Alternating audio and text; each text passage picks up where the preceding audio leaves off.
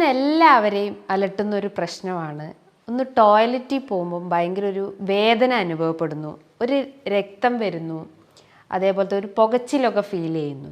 പല ആളുകളും, അതായത് പേഷ്യൻസ് ആയാലും അവർ വന്നിട്ട് പറയാറ് ഇത്തരം സിംറ്റംസ് അവർ പറയും. അപ്പോൾ അവർ പറയുന്നത് എനിക്ക് പൈൽസിൻ്റെ പ്രശ്നമുണ്ട്, അതേപോലെ അതിലൊരു ഇങ്ങനെ ഒരു മാസ് പ്രൊട്രൂഡ് ചെയ്ത് നിൽക്കുന്നു, അല്ലെങ്കിൽ ഒരു ദശ പോലെ ആ ഒരു മലദ്വാരത്തിന് ചുറ്റും ഇങ്ങനെ ചാടി നിൽക്കുന്നത് അവർ പറയാറുണ്ട്. അപ്പോൾ പലർക്കുള്ളൊരു ഡൗട്ടാണ്, ഇത് ഹെമറോയിഡ് ആണോ, അല്ലെങ്കിൽ പൈൽസ് ആണോ, അതോ ഫിഷറാണോ, അതോ ഫിസ്റ്റുലയാണോ എന്ന്. അതായത് രക്തം വരുമ്പോൾ അവർ പിന്നെയും കൂടുതലായിട്ട് വെറീഡ് ആവും, എന്ത് കാരണം കൊണ്ടാണ് അത് വരുന്നത് എന്ന്. അപ്പം അത് നമുക്കിവിടെ ഒന്ന് ക്ലിയർ ചെയ്ത് നോക്കാം. എന്താണ് ഈ ഹെമറോയിഡ്സ്, എന്താണ് ഈ ഫിഷർ, എന്താണ് ഈ ഫിസ്റ്റുല, ഇതിൻ്റെ ആ ഒരു സിമിലാരിറ്റീസ് എന്തൊക്കെയാണ് ഇതിൽ വരുന്ന ഡിഫറൻസ് എന്തൊക്കെയാണെന്ന് നമുക്കിവിടെ ഒന്ന് ക്ലിയർ ചെയ്യാം.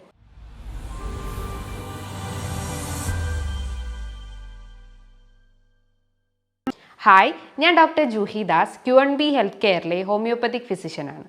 ഇന്ന് പലരും പറയുന്ന ഒരു മെയിൻ ഇഷ്യൂ എന്ന് പറഞ്ഞു കഴിഞ്ഞാൽ ടോയ്ലറ്റിൽ പോകാൻ ഭയങ്കര വേദന അനുഭവപ്പെടുന്നു, അതായത് ഭയങ്കരമായിട്ട് സ്ട്രെയിൻ ചെയ്യുന്ന ഒരു പ്രശ്നം വരുന്നു, ഹാർഡായിട്ട് ഫീൽ ചെയ്യുന്നു എന്ന്. അതായത് ഭയങ്കര ടൈമിങ് എടുക്കുന്നു അവർക്ക് ടോയ്ലറ്റിൽ പോകാൻ. ഇൻ കേസ് അവർ സ്ട്രെയിൻ ചെയ്ത് കഴിഞ്ഞാൽ അതിനോടൊപ്പം തന്നെ രക്തം വരുന്നു, അങ്ങനെ ഒരു ഡാർക്ക് റെഡിഷ് കളറായിട്ടുള്ള ഒരു ബ്ലഡ് ആനസിലൂടെ പാസ് ഔട്ട് ചെയ്തു പോകുന്നു, വേദന അനുഭവപ്പെടുന്നു. ചില ആളുകൾക്ക് ഇങ്ങനെ ബ്ലേഡ് വെച്ചിട്ട് നമ്മളെ കയ്യിലൊക്കെ ജസ്റ്റ് ഒന്ന് സ്ക്രാച്ച് ചെയ്ത് കഴിഞ്ഞാൽ നമുക്കൊരു നീറ്റൽ ഉണ്ടാവില്ലേ, അതേപോലെ ഫീൽ ചെയ്യുന്നു, ഒരു പുകച്ചിൽ അനുഭവപ്പെടുന്നു. അത്തരം സിംറ്റംസ് കുറേ പേഷ്യൻസ്, ഏകദേശം ഒരു 40 കഴിഞ്ഞ ആളുകളിൽ കുറേ പേര് വന്ന് പറയാറുണ്ട്. അപ്പോൾ ഇതിൻ്റെയൊക്കെ കാരണങ്ങൾ, അല്ലെങ്കിൽ ഇതിൻ്റെ ഒരു മെയിൻ റീസൺ എന്ന് പറയുമ്പം, അല്ലെങ്കിൽ ആ ഒരു അസുഖത്തെ നമുക്ക് ഡയഗ്നോസ് ചെയ്യുകയാണെങ്കിൽ അതിന് ഒരുപാട് അസുഖങ്ങളായിട്ട് ആ ഒരു സിംറ്റംസ് വരുന്നുണ്ട്. അതായത് ഹെമറോയിഡ്സ് ആവാം, ഫിസ്റ്റുല ആവാം, ഫിഷർ ആവാം, അങ്ങനെ 3 കണ്ടീഷനിലായിട്ടും ഇത്തരം സിംറ്റംസ് കാണിക്കാം. ഈ സെയിം സിംറ്റംസ് അല്ല, പക്ഷെ അതിൽ നിന്നും വ്യത്യസ്തമായിട്ടും കാണിക്കപ്പെടാം. അപ്പോൾ എന്താണ് ഈ ആനൽ ഫിഷർ? ആനൽ ഫിഷർ എന്ന് പറയുമ്പം അതായത് മലദ്വാരത്തിന് ചുറ്റുമായിട്ടും ഒരു മുറിവ് അനുഭവപ്പെടുന്നത്, അല്ലെങ്കിൽ ഒരു സ്ക്രാച്ച്, അല്ലെങ്കിൽ ഒരു നീറ്റൽ അനുഭവപ്പെടുന്നതിനെയാണ് ഈ ആനൽ ഫിഷർ എന്ന് പറയുന്നത്. അപ്പം ആനസ് എന്ന് പറയുമ്പം അതിൻ്റെ ആ ഒരു ലെയറിനെ ആനോഡേം എന്നാണ് പറയുന്നത്. അതായത് ആനസ് ഉണ്ടാക്കിയിരിക്കുന്ന ആ ഒരു സ്ട്രക്ചർ, അല്ലെങ്കിൽ ആ ഒരു സ്കിന്നിനെ ആനോഡേം എന്നാണ് പറയുന്നത്. ജസ്റ്റ് ഒന്ന് ഇമാജിൻ ചെയ്യുക, ആനസ് എന്ന് പറയുമ്പം ഇത്രയും ടൈറ്റൻഡ് ആയിട്ടുള്ള ഒരു സ്ട്രക്ചർ ആയിരിക്കും. അതായത് ആ മസിൽസ് ഭയങ്കര ടൈറ്റൻഡ് ആയിരിക്കും. അപ്പം നമ്മൾ അതിലൂടെ, ആ ഒരു മസിൽസിലൂടെ അല്ലെങ്കിൽ ആ ഒരു ആനസിലൂടെ ഇത്രയും ഹാർഡായിട്ട് നമ്മളെ മലം പാസ് ചെയ്ത് പോവുകയാണെങ്കിൽ അവിടെ മുറിവുകൾ അനുഭവപ്പെടാം. അതുകൊണ്ടാണ് പേഷ്യൻസിന് വേദന അനുഭവപ്പെടുന്നതും പുകച്ചിലുണ്ടാവുന്നതും. അപ്പോൾ ഈ ഒരു ആനസ് റീജിയനിൽ ഉണ്ടാവുന്ന മസിൽസ്, അതായത് ഇന്റേണൽ ആനൽ സ്പിൻഡറും ഉണ്ട്, എക്സ്റ്റേണൽ ആനൽ സ്പിൻഡറും ഉണ്ട്. 2 രീതിയിലാണ് ആനസിൻ്റെ അകത്ത് മസിൽസ് കാണപ്പെടുന്നത്.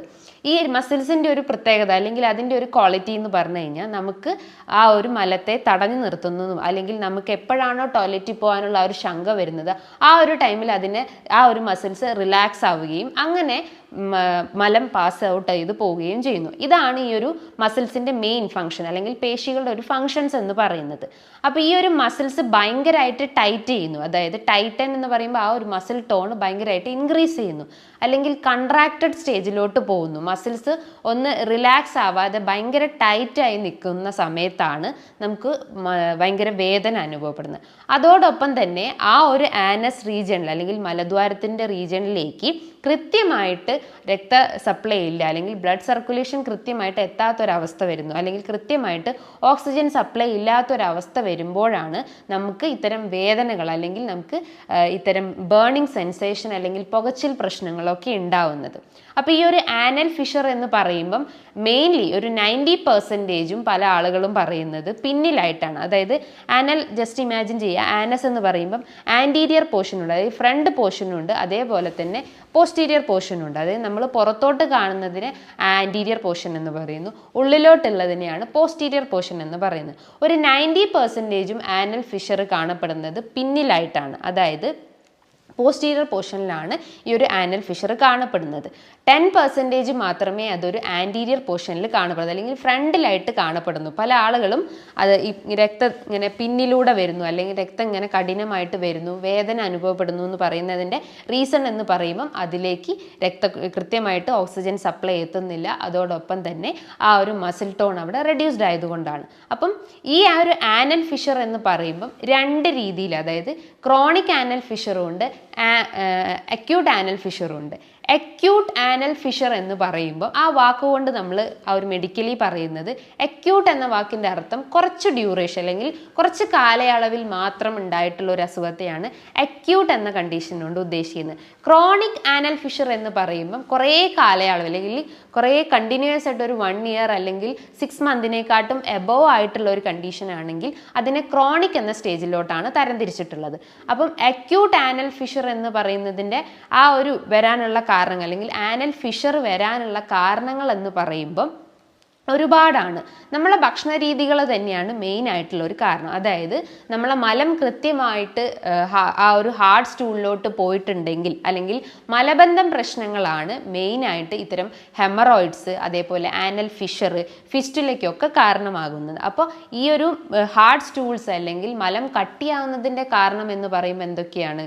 അതായത് നമ്മൾ കഴിക്കുന്ന ഭക്ഷണ രീതികൾ തന്നെയാണ്. നമ്മൾ ഫൈബർ അടങ്ങിയിട്ടുള്ള ഭക്ഷണങ്ങൾ കഴിക്കുന്നില്ലെങ്കിൽ, അതേപോലെ കൃത്യമായിട്ട് നമ്മളെ ശരീരത്തിൽ ജലാംശം മെയിൻറ്റെയിൻ ചെയ്തിട്ടില്ലെങ്കിൽ, അതേപോലെ തന്നെ നമ്മൾ വർക്കൗട്ടുകൾ ചെയ്തിട്ടില്ലെങ്കിൽ, കണ്ടിന്യൂസ് ആയിട്ട് ഈ നിന്ന് ജോലി ചെയ്യുന്ന ആളുകളിൽ, അമിത വണ്ണുള്ള ആളുകളിൽ, അതേപോലെ പ്രഗ്നൻസി പീരീഡിന് ശേഷം സ്ത്രീകളിൽ ഇതേപോലെ ആനൽ ഫിഷറിൻ്റെ പ്രശ്നങ്ങളൊക്കെ കണ്ടുവന്നിട്ടുണ്ട്. അപ്പം നമ്മൾ ശ്രദ്ധിക്കേണ്ട കാര്യങ്ങൾ എന്ന് പറയുമ്പം നമ്മളെ ദഹന വ്യവസ്ഥ ഇമ്പ്രൂവ് ചെയ്യുന്നത്, അല്ലെങ്കിൽ നമ്മളെ വയറിന് എന്തെങ്കിലും പ്രശ്നങ്ങൾ ഉണ്ടെങ്കിൽ, അല്ലെങ്കിൽ ആമാശയത്തിൽ എന്തെങ്കിലും ദഹന സംബന്ധമായിട്ട് എന്തെങ്കിലും ബുദ്ധിമുട്ടുകൾ ഉണ്ടെങ്കിൽ അതാദ്യം ക്ലിയർ ചെയ്യുക. കാരണം അതുമൂലമാണ് നമുക്ക് ഇത്തരം മലം കട്ടിയായി പോകുന്നത്, അല്ലെങ്കിൽ ഹാർഡ് സ്റ്റൂൾസ് ആയി പോകുന്നത്. അപ്പോൾ അത് ക്ലിയർ ചെയ്യാൻ വേണ്ടിയിട്ട് നമ്മളെ ദഹനം ഇമ്പ്രൂവ് ചെയ്യാൻ വേണ്ടിയിട്ട് നമ്മൾ എപ്പോഴും നമ്മളെ ദഹനം തണുപ്പിക്കുന്ന രീതിയിലുള്ള ഭക്ഷണങ്ങൾ എടുക്കാൻ ശ്രമിക്കുക. അതായത് പ്രോബയോട്ടിക് ഭക്ഷണങ്ങൾ നിങ്ങൾക്ക് എടുക്കാവുന്നതാണ്. തൈരോ മോരോ അല്ലെങ്കിൽ പഴങ്കഞ്ഞോ, ഇതൊക്കെ നല്ല ഗട്ട് ഫ്ലോറ മെയിൻറ്റെയിൻ ചെയ്യുന്ന ഭക്ഷണങ്ങളാണ്.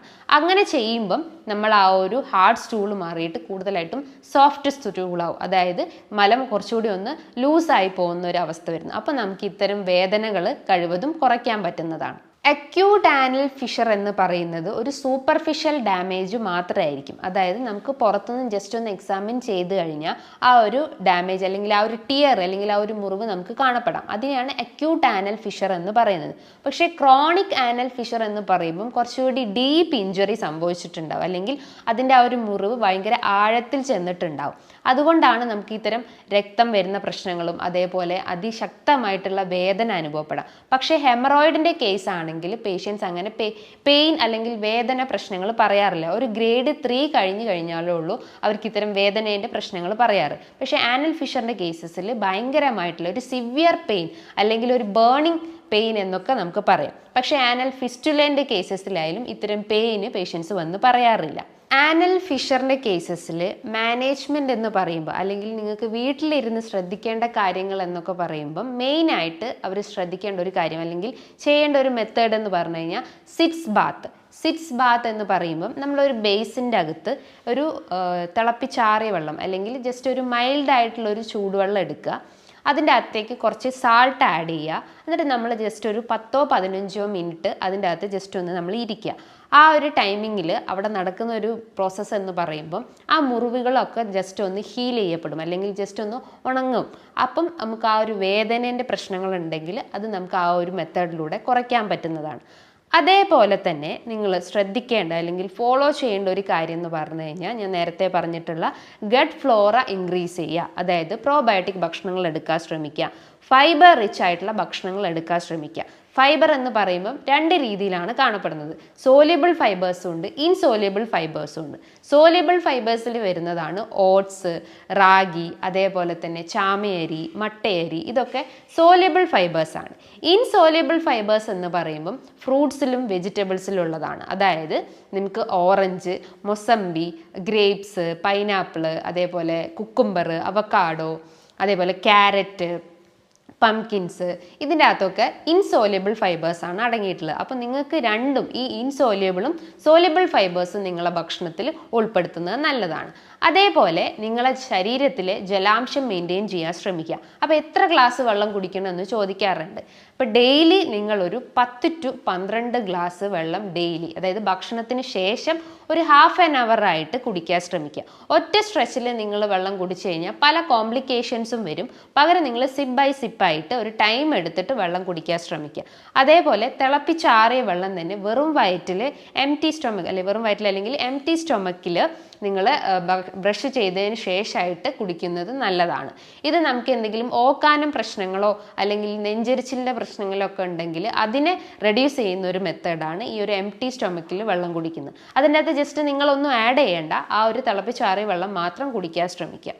ഡെയിലി എത്ര ഫൈബർ നമ്മളെ ശരീരത്തിൽ വേണമെന്ന് ചോദിച്ചു കഴിഞ്ഞാൽ ഒരു 25 to 30 ഗ്രാം വരെ നമ്മളെ ശരീരത്തിൽ ഫൈബർ ആവശ്യമായിട്ടുള്ളത്. അപ്പോൾ ഈ ഫൈബർ കണ്ടന്റ് നമ്മളെ ശരീരത്തിൽ നിന്ന് റെഡ്യൂസ് ആകുമ്പോഴാണ് നമുക്ക് ഈ ഹാർട്ട് സ്റ്റൂൾസ് അല്ലെങ്കിൽ മലബന്ധത്തിൻ്റെ പ്രശ്നങ്ങൾ ഉണ്ടാകുന്നത്. അപ്പോൾ അതിനെ ഇമ്പ്രൂവ് ചെയ്യാൻ, അല്ലെങ്കിൽ അതിനെ ആ ഒരു പ്രശ്നത്തിന് നമുക്ക് റെഡ്യൂസ് ചെയ്യണമെങ്കിൽ നമ്മളെ ദഹനത്തിന് നമ്മൾ ഇമ്പ്രൂവ് ചെയ്യുന്ന മെത്തേഡ്സ് ഫോളോ ചെയ്യണം. അതിൽ നമ്മൾ ഒഴിവാക്കേണ്ട കാര്യങ്ങൾ എന്ന് പറയുമ്പം എപ്പോഴും അധികം മധുരം ഏറിയിട്ടില്ല അല്ലെങ്കിൽ അധികം സ്പൈസി ചേർത്തിട്ടുള്ള അല്ലെങ്കിൽ എരിവേറിയ ഭക്ഷണങ്ങളൊക്കെ കഴിവതും കട്ട് ചെയ്യാൻ ശ്രമിക്കുക. കാരണം അത് ഈ ഒരു അസുഖത്തിനെ ട്രിഗർ ചെയ്യുന്ന ഒരു ഫാക്ടറാണ്. അപ്പോൾ എപ്പോഴും നിങ്ങളൊരു മൈൽഡ് ആയിട്ടുള്ള അല്ലെങ്കിൽ മോഡറേറ്റ് രീതിയിലുള്ള ഭക്ഷണങ്ങൾ ഫോളോ ചെയ്യാൻ ശ്രമിക്കുക. ഈ over junk food, fast food അല്ലെങ്കിൽ പ്രോസസ്ഡ് ഫുഡ്, ഓവർ ഓയിൽ ചേർത്തിട്ടുള്ളത് അല്ലെങ്കിൽ ഓവർ മസാലാസ് ചേർത്തിട്ടുള്ളത്, അജിനാമോട്ടോ ഒക്കെ ആഡ് ചെയ്തിട്ടുള്ള ഭക്ഷണങ്ങളൊക്കെ ഉണ്ടെങ്കിൽ അത് ജസ്റ്റ് ഒന്ന് കട്ട് ചെയ്യാൻ ശ്രമിക്കുക. കൃത്യമായ അളവിൽ സ്ലീപ്പ് മെയിൻറ്റെയിൻ ചെയ്യാൻ ശ്രമിക്കുക. കാരണം നമ്മളെ സ്ലീപ്പ് സൈക്കിൾ അല്ലെങ്കിൽ ആ ഒരു മെലാട്ടോണിൻ കൃത്യമായിട്ട് നമ്മുടെ ശരീരത്തിൽ പ്രവർത്തിച്ചിട്ടില്ലെങ്കിൽ നമ്മൾ ആ ഒരു സർക്കുലേഷൻ അല്ലെങ്കിൽ ബ്ലഡ് സർക്കുലേഷൻ തന്നെ ഇമ്പയർ ആവും അല്ലെങ്കിൽ റെഡ്യൂസ്ഡ് ആവും. അപ്പോൾ അതുമൂലം നമുക്ക് ഈ ദഹനത്തിൻ്റെ പ്രശ്നങ്ങൾ ഉണ്ടാവുന്നു, മെമ്മറിയിൽ പ്രശ്നങ്ങൾ ഉണ്ടാവുന്നു, കോൺസെൻട്രേഷൻ പ്രശ്നങ്ങൾ ഉണ്ടാവുന്നു, അതേപോലെ ഹാർട്ട് സ്റ്റൂൾസിൻ്റെ പ്രശ്നങ്ങളൊക്കെ ഉണ്ടാവാനുള്ള ഒരു ചാൻസസ് ഉണ്ട്. അപ്പോൾ കൃത്യമായ അളവിൽ നിങ്ങളെ ഒരു സ്ലീപ്പ് സൈക്കിൾ മെയിൻറ്റെയിൻ ചെയ്യാൻ ശ്രമിക്കുക. ഇനിയിപ്പോൾ അമിത വണ്ണുള്ള ആളുകളാണെങ്കിൽ അവരൊരു എക്സസൈസ് അല്ലെങ്കിൽ ജസ്റ്റ് ഒരു റണ്ണിങ് അല്ലെങ്കിൽ സ്കിപ്പിംഗ് പോലത്തെ എന്തെങ്കിലും ഒരു ആക്ടിവിറ്റിയിൽ ഇൻവോൾവ് ചെയ്യാൻ ശ്രമിക്കുക. അത് നിങ്ങൾ മോർണിംഗിൽ ചെയ്യുന്നതാണ് കുറച്ചുകൂടി ബെറ്റർ ആയിട്ടുള്ളത്. കാരണം നിങ്ങൾക്ക് ആ ഒരു ഡേ ഒരു ഫുൾ എനർജി ഫീലിംഗ് തരണമെങ്കിൽ നിങ്ങളെ ബോഡി നന്നായിട്ട് മോർണിംഗ് തന്നെ വർക്കൗട്ട് ചെയ്യാൻ ശ്രമിക്കുക. ഈ കാര്യങ്ങളൊക്കെ നിങ്ങൾ ശ്രദ്ധിച്ചു കഴിഞ്ഞാൽ നമുക്ക് ഇത്തരം ഈ മുറിവുകൾ, അതായത് മലദ്വാരത്തിന് ചുറ്റും ഉണ്ടാവുന്ന ഇത്തരം മുറിവുകളെ നമുക്ക് ഒരു പരിധി വരെ നമുക്ക് കുറയ്ക്കാൻ പറ്റുന്നതാണ്. അതുമൂലം നിങ്ങൾക്ക് എന്തെങ്കിലും കോംപ്ലിക്കേഷൻസ് വരുവാണെങ്കിൽ നിങ്ങളൊരു ഡോക്ടറെ ട്രീറ്റ്മെൻറ്റ് എടുത്തിട്ട് കൃത്യമായിട്ടുള്ള മെഡിസിൻസ് സ്റ്റാർട്ടപ്പ് ചെയ്യണം. ഇനി പല ആളുകളും ചോദിക്കാറുണ്ട്, ഈ ഹെമറോയിഡ്സ് വന്നു കഴിഞ്ഞാൽ സർജറി ചെയ്യണോ, അല്ലെങ്കിൽ എങ്ങനെയാണ് ഈ ഹെമറോയിഡ്സിൻ്റെ ആ ഒരു മാസ് പ്രൊട്രൂഡ് ചെയ്ത് വരിക, അതേപോലെ അതിന് എന്തെങ്കിലും ഇതേപോലെ സിറ്റ്സ് ബാത്ത് പോലത്തെ എന്തെങ്കിലും മെത്തേഡുകൾ ഉണ്ടോ? ഹെമറോയിഡ്സ്, അതേപോലെ വെരിക്കോസീൽ, നേസൽ പോളിപ്പ്, അതേപോലെ വെരിക്കോസ് വെയിൻ, ഈ കണ്ടീഷൻസിനെല്ലാം അതിൻ്റെ ഒരു പെത്തോളജി എന്ന് പറയുമ്പോൾ ഓൾമോസ്റ്റ് സെയിം ആണ്. അതായത് നമ്മുടെ രക്തക്കുഴലുകളിൽ ഉണ്ടാകുന്ന ഒരു നീർക്കെട്ട് അല്ലെങ്കിൽ രക്തക്കുഴലുകൾ വികസിച്ച് വരുന്ന പ്രശ്നങ്ങളാണ് ഈ ഒരു ഇത്തരം കണ്ടീഷനിൽ കാണപ്പെടുന്നത്, അല്ലെങ്കിൽ ഡയലറ്റേഷൻസ് ഓഫ് ബ്ലഡ് വെസൽസ് എന്ന് പറയുന്നു. അതായത് കൃത്യമായ അളവിൽ നമ്മൾ ആ ഒരു വെസൽസിൽ കൂടെ രക്തം പോകാത്തൊരവസ്ഥ വരുന്നു, അല്ലെങ്കിൽ അതിലുണ്ടാവുന്ന ഇൻഫ്ലമേറ്ററി ചേഞ്ചസ് ആണ് ഇത്തരം അസുഖങ്ങളിലേക്ക് ലീഡ് ചെയ്യുന്നത്. ഹെമറോയിഡ്സ് തന്നെ ഇന്റേണൽ ഹെമറോയിഡ്സും ഉണ്ട്, എക്സ്റ്റേണൽ ഹെമറോയിഡ്സും ഉണ്ട്. ഇന്റേണൽ എന്ന് പറയുമ്പോൾ എന്താ, അത് നമ്മുടെ മലദ്വാരത്തിൻ്റെ അകത്തായിട്ട് കാണപ്പെടുന്നതിനെയാണ് ഇന്റേണൽ ഹെമറോയിഡ്സ് എന്ന് പറയുന്നത്. പക്ഷേ എക്സ്റ്റേണൽ ഹെമറോയിഡ്സ് നമുക്ക് പുറത്തേക്ക് കാണപ്പെടാം. ഈ ഹെമറോയിഡ്സ് തന്നെ പല ഗ്രേഡുകളാക്കിയിട്ടുണ്ട്. ഗ്രേഡ് 3 അല്ലെങ്കിൽ ഒരു 4 എത്തുമ്പോഴാണ് അത് കുറച്ചുകൂടി സീരിയസ് സ്റ്റേജിലോട്ട് പോകുന്നത്. അതിനാണ് നമ്മൾ സർജറിയുടെ ആവശ്യം വേണ്ടത്. ഗ്രേഡ് 1 എന്ന് പറയുമ്പം അവർ മലം പാസ് ചെയ്ത് പോകുന്നു. ആ ഒരു ടൈമിൽ തന്നെ ആ ഒരു മാസ്, ഇന്റേണൽ ഹെമറോയിഡ്സ് ആണെങ്കിലും എക്സ്റ്റേണൽ ഹെമറോയിഡ്സ് ആണെങ്കിലും അത് ജസ്റ്റ് ഒന്ന് മലത്തിൻ്റെ ആ ഒരു മലദ്വാരത്തിന് ചുറ്റുമായിട്ടും ആ ഒരു മാസ് ഉണ്ടെങ്കിൽ മലം പാസ് ചെയ്ത് പോകുമ്പം അത് ജസ്റ്റ് ഒന്ന് പ്രൊട്രൂഡ് ചെയ്ത് വരുന്നു, അല്ലെങ്കിൽ പുറത്തേക്ക് ചാടി വരുന്നു ആ ഒരു മാസ്. പക്ഷേ ആ മലം പാസ് ഔട്ട് ചെയ്ത് പോയി കഴിഞ്ഞിട്ട് ജസ്റ്റ് ആ നമ്മൾ കൈകൊണ്ടോ ഒന്നും നമ്മൾ ഉള്ളിലേക്ക് കയറ്റി വെക്കേണ്ട. അത് തനിയെ തന്നെ ആ ഒരു മാസം ഉള്ളിലേക്ക് കയറി ചെല്ലും. അത് ഗ്രേഡ് 1 എന്ന കാറ്റഗറിയിൽ പെടുന്നു. ഗ്രേഡ് 2 എന്ന് പറയുമ്പം ഇതേപോലെ തന്നെ ഈ ഒരു സ്റ്റൂൾ അല്ലെങ്കിൽ മലം പാസ് ചെയ്ത് വരുന്നു, അല്ലെങ്കിൽ ആനസിൻ്റെ കൂടെ പാസ് ചെയ്ത് വരുന്നു. പക്ഷേ ആ ഒരു അതിനോടൊപ്പം തന്നെ അവർക്ക് ചില ടൈമിൽ വേദന അനുഭവപ്പെടാം, ചിലർക്ക് ഒരു പുകച്ചിലൊക്കെ ഫീൽ ചെയ്യാറുണ്ട്. ഗ്രേഡ് 2-ൽ മെയിനായിട്ട് ഈ മാസ് പ്രൊട്രൂഡ് ചെയ്ത് വരുന്നു, പക്ഷെ അത് അവർ കൈ കൊണ്ട് തന്നെ ഇൻസേർട്ട് ചെയ്ത് കയറ്റേണ്ട ഒരു അവസ്ഥ വരുന്നു. അത് ഗ്രേഡ് 2-ൽ വരുന്നു. ഗ്രേഡ് 3 എന്ന് പറയുമ്പം ഈ ഒരു മാസ് മലത്തോടൊപ്പം തന്നെ പുറത്തോട്ട് വരുന്നു, പക്ഷേ അത് നമ്മൾ റിവേർട്ട് ചെയ്ത് കയറ്റി കഴിഞ്ഞാലും പക്ഷെ അത് പോകാത്തൊരവസ്ഥ വരുന്നു. ആ ഒരു മാസ് ഇങ്ങനെ കണ്ടിന്യൂസ് ആയിട്ട് മലത്തിൻ്റെ ആനസിൻ്റെ പുറത്തായിട്ട് ഇങ്ങനെ എക്സിസ്റ്റ് ചെയ്ത ഒരവസ്ഥ വരുന്നു. അത് ഗ്രേഡ് 3 അല്ലെങ്കിൽ ഗ്രേഡ് 4-ലേക്ക് നമുക്ക് പറയാം. ഈ ഹെമറോയിഡ്സ് അഥവാ പൈൽസ് അഥവാ മൂലക്കുരു വരാൻ ഒരുപാട് കാരണങ്ങളുണ്ട്. മെയിനായിട്ട് അവർക്ക് അമിതവണ്ണത്തിൻ്റെ പ്രശ്നം ഉണ്ടെങ്കിൽ അല്ലെങ്കിൽ ശരീരഭാരം വർദ്ധിച്ചു വരുന്ന ആളുകൾക്കും ഇത്തരം പ്രശ്നങ്ങൾ കണ്ടുവന്നിട്ടുണ്ട്. അതേപോലെ സ്ത്രീകളിൽ പ്രഗ്നൻസിക്ക് ശേഷവും ഈ ഹെമറോയിഡ്സിൻ്റെ പ്രശ്നങ്ങൾ കണ്ടുവന്നിട്ടുണ്ട്. അതേപോലെ തന്നെ നിങ്ങളുടെ ശരീരത്തിൽ കൃത്യമായിട്ടുള്ള ജലാംശം മെയിൻറ്റെയിൻ ചെയ്തിട്ടില്ലെങ്കിൽ അല്ലെങ്കിൽ കോൺസ്റ്റിപ്പേഷൻ പ്രശ്നങ്ങളൊക്കെ ഉണ്ടെങ്കിലും അതുമൂലവും ഇത്തരം മൂലക്കുരുവിൻ്റെ അല്ലെങ്കിൽ പൈൽസിൻ്റെ പ്രശ്നങ്ങളിലേക്ക് ലീഡ് ചെയ്യാനുള്ളൊരു ചാൻസസ് ഉണ്ട്. അതേപോലെ തന്നെ നിങ്ങൾ കണ്ടിന്യൂസ് ആയിട്ട് നിന്ന് ജോലി ചെയ്യുന്ന ആളുകളാണെങ്കിൽ അല്ലെങ്കിൽ ഒരു സിറ്റിംഗ് പ്രൊസീജിയർ അല്ലെങ്കിൽ പോസ്ചർ മെയിൻറ്റെയിൻ ചെയ്തിട്ടില്ലെങ്കിലും ഇത്തരം ഹെമറോയിഡ്സിലേക്ക് ലീഡ് ചെയ്യാനുള്ള ഒരു ചാൻസസ് ഉണ്ട്. കാരണം നമ്മുടെ ശരീരത്തിലെ ആ ഒരു ഗ്രാവിറ്റി താഴത്തോട്ടായതുകൊണ്ട് തന്നെ അതുമൂലം നമ്മളെ വെസൽസിലൊക്കെ പ്രഷർ രൂപപ്പെടുന്നു, അല്ലെങ്കിൽ ബ്ലഡ് വെസൽസിൽ ഒരു അമിതമായിട്ടുള്ള ഒരു സമ്മർദ്ദം ഉണ്ടാവുന്നു. അതുമൂലമാണ് നമുക്ക് ഇത്തരം ഹെമറോയിഡ്സ് പ്രശ്നങ്ങൾ ഉണ്ടാകുന്നത്. അതായത് ആനസിന് ചുറ്റുമാണെങ്കിൽ അതിനെ ഹെമറോയിഡ്സ് എന്ന് പറയുന്നു. പുരുഷന്മാരിലാണെങ്കിൽ അത് സ്ക്രോട്ടത്തിൽ വരുവാണെങ്കിൽ അതിന് വെരിക്കോസീൽ എന്ന് പറയുന്നു. അതേപോലെ നമ്മളെ കൈകാലുകളിലൊക്കെ ഇങ്ങനെ വെസൽസ് തടിച്ച് വീർത്തിരിക്കുകയാണെങ്കിൽ അതിനെ വെരിക്കോസ് വെയിൻ എന്ന് പറയുന്നു. അതേപോലെ മൂക്കിൻ്റെ അകത്ത് വളരുന്ന ആ ഒരു എക്സ്ട്രാ ഗ്രോത്തിനെയാണ് നേസൽ പോളിപ്പ് എന്ന് പറയുന്നത്. അപ്പോൾ ഇതിൻ്റെയൊക്കെ റീസൺസ് എന്ന് പറയുമ്പോൾ നമ്മുടെ രക്തക്കുഴലിൽ ഉണ്ടാവുന്ന അതിശക്തമായിട്ടുള്ള പ്രഷർ അല്ലെങ്കിൽ രക്തക്കുഴലിൽ വികസിച്ച് വരുന്ന ഒരവസ്ഥ മൂലമാണ് ഇത്തരം അസുഖങ്ങൾ ഡെവലപ്പ് ചെയ്യുന്നത്. അപ്പോൾ ഹെമറോയിഡ്സ് ഉള്ള ആളുകൾ ചെയ്യേണ്ട കാര്യങ്ങൾ എന്ന് പറയുമ്പോൾ അവർക്ക് സിറ്റ്സ് ബാത്ത് ഫോളോ ചെയ്യാം. സിറ്റ്സ് ബാത്ത് എന്ന പ്രൊസീജിയർ ഞാൻ നേരത്തെ പറഞ്ഞിട്ടുണ്ട്. ആനൽ ഫിഷറിൻ്റെ കേസസിലായാലും ഹെമറോയിഡ്സിൻ്റെ കേസസിലായാലും അവർക്ക് ഈ ഒരു സിറ്റ്സ് ബാത്ത് ഫോളോ ചെയ്യുന്നത് നല്ലതാണ്. അതേപോലെ അമിതമായിട്ടുള്ള വണ്ണുള്ള ആളുകളൊക്കെ ആണെങ്കിൽ അവർ എക്സസൈസ് മെയിൻറ്റെയിൻ ചെയ്യാൻ ശ്രമിക്കുക. ഭക്ഷണത്തിൽ എപ്പോഴും ജലാംശം മെയിൻറ്റെയിൻ ചെയ്യാൻ ശ്രമിക്കുക. അതേപോലെ ഫൈബർ അടങ്ങിയിട്ടുള്ള ഭക്ഷണങ്ങൾ എടുക്കാൻ ശ്രമിക്കുക. ഈ കാര്യങ്ങളൊക്കെ ഒന്ന് ശ്രദ്ധിച്ചു കഴിഞ്ഞാൽ നിങ്ങൾക്ക് ഇത്തരം ഹെമറോയിഡ്സിൻ്റെ പ്രശ്നങ്ങളാവട്ടെ ആനൽ ഫിഷറിൻ്റെ പ്രശ്നങ്ങളാവട്ടെ അതിനെ നമുക്ക് പൂർണ്ണമായിട്ടും റെഡ്യൂസ് ചെയ്യാവുന്നതാണ്. അതേപോലെ തന്നെ മറ്റൊരു കണ്ടീഷൻ എന്ന് പറഞ്ഞു കഴിഞ്ഞാൽ ആനൽ ഫിസ്റ്റുല എന്ന് പറയുന്നു. ഫിസ്റ്റുല എന്ന് പറയുന്ന ഒരു കനാൽ അല്ലെങ്കിൽ എക്സ്ട്രാ ഒരു കണക്ഷൻ വരുന്നതിനെയാണ് ഈ ഒരു ആനൽ ഫിസ്റ്റുല എന്ന് പറയുന്നത്. അതായത് മലദ്വാരത്തിനായിട്ട് ജസ്റ്റ് ഒരു പുറത്തോട്ടൊരു കണക്ഷൻ അല്ലെങ്കിൽ ഒരു കുഴൽ പോലെ ഒരു കണക്ഷൻ വരുന്നതിനെയാണ് ഈ ഒരു ആനൽ ഫിസ്റ്റുല എന്ന് പറയുന്നത്. ഇതത്ര പെയിൻഫുൾ അല്ല, അല്ലെ വേദന അനുഭവപ്പെടുന്ന ഒരു കണ്ടീഷൻ അല്ല ഈ ഒരു ആനൽ ഫിസ്റ്റുല. പക്ഷേ ആനൽ ഫിഷറിനെ അപേക്ഷിച്ച് നോക്കുമ്പം അത്ര പെയിൻഫുൾ അല്ല. പക്ഷേ ഫൈബ്രോയിഡ്സ് അഥവാ ഹെമറോയിഡ്സിൻ്റെ കേസസ് ആണെങ്കിൽ ഇത് കുറച്ചുകൂടി പെയിൻഫുൾ ആയിട്ടുള്ള ഒരു കണ്ടീഷനാണ്. പല ആളുകളും ഇത്തരം സിംറ്റംസ് കണ്ടു കഴിഞ്ഞാൽ അല്ലെങ്കിൽ വേദന അല്ലെങ്കിൽ ഇത്തരം ബ്ലീഡിങ് പ്രശ്നങ്ങളൊക്കെ കണ്ടു കഴിഞ്ഞാൽ ആദ്യം തന്നെ അതിനെ അത്ര സില്ലിയാക്കി എടുക്കാറില്ല. പക്ഷെ അതിങ്ങനെ ഗ്രാജുവലായിട്ട് കൂടി വരുമ്പോഴാണ് അതിനെ കുറിച്ചിട്ടുള്ള ഒരു സീരിയസ് അവർ മനസ്സിലാക്കുന്നത്. അപ്പം നിങ്ങൾ ഇങ്ങനത്തെ പ്രശ്നങ്ങൾ അല്ലെങ്കിൽ ഇത്തരം ബുദ്ധിമുട്ടുകൾ ഉണ്ടെങ്കിൽ നിങ്ങളത് വെച്ചുകൊണ്ടിരിക്കരുത്. എപ്പോഴും ഒരു ഡോക്ടറുടെ നിർദ്ദേശപ്രകാരം ഒരു ട്രീറ്റ്മെൻറ്റ് സ്റ്റാർട്ടപ്പ് ചെയ്യേണ്ടതാണ്. ഹോമിയോപ്പതിയിൽ നോക്കുവാണെങ്കിൽ ഒരുപാട് മെഡിസിൻസ് ഇത്തരം കേസസിൽ അവൈലബിൾ ആണ്. അതായത് നെക്സ്വോമിക്ക, സൾഫർ, അതേപോലെ തന്നെ ഏസ്കുലസ്, അതേപോലെ റെട്ടാനിയ പോലത്തെ ഒരുപാട് മെഡിസിൻസ് ഹോമിയോപ്പതിയിൽ അവൈലബിൾ ആണ്. ഇത്തരം ട്രീറ്റ്മെൻറ്റിലൂടെ തന്നെ ഒരുപാട് രോഗികൾക്ക് പെർമനൻ്റ് ആയിട്ടുള്ള ക്യൂറും കിട്ടിയിട്ടുണ്ട്. അപ്പോൾ നിങ്ങൾക്ക് എന്തെങ്കിലും ക്വയറീസോ അല്ലെങ്കിൽ ഡൗട്ടുകളൊക്കെ ഉണ്ടെങ്കിൽ നിങ്ങൾക്ക് താഴെ കാണുന്ന നമ്പറിൽ കോൺടാക്റ്റ് ചെയ്യാവുന്നതാണ്. നല്ലൊരു ഹെൽത്ത് ടോപ്പിക്കുമായി വീണ്ടും കാണാം. താങ്ക്